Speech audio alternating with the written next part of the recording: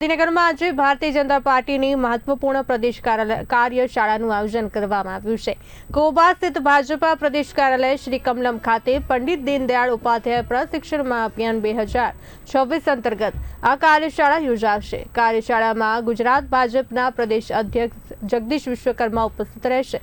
ગુજરાતના મુખ્યમંત્રી ભૂપેન્દ્ર પટેલ પણ કાર્યશાળામાં હાજરી આપશે। રાષ્ટ્રીય સહસંગઠન મહામંત્રી શિવપ્રકાશની વિશેષ ઉપસ્થિતિ આ કાર્યક્રમનું મુખ્ય આકર્ષણ રહેશે। પ્રદેશ સંગઠન મહામંત્રી રત્નાકરજી પણ કાર્યશાળામાં માર્ગદર્શન આપશે। પશ્ચિમ મધ્ય ઝોન પ્રશિક્ષણના પ્રભારી કેસી પટેલ પણ કાર્યક્રમમાં હાજર રહેશે।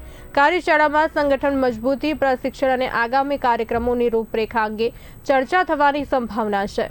ગુજરાતભરમાંથી મોટી સંખ્યામાં ભાજપના કાર્યકરો અને પદાધિકારીઓ કાર્યક્રમમાં ભાગ લેશે। આ કાર્યશાળા ભાજપના સંગઠનાત્મક સશક્તિકરણ માટે મહત્વપૂર્ણ માનવામાં આવી રહી છે।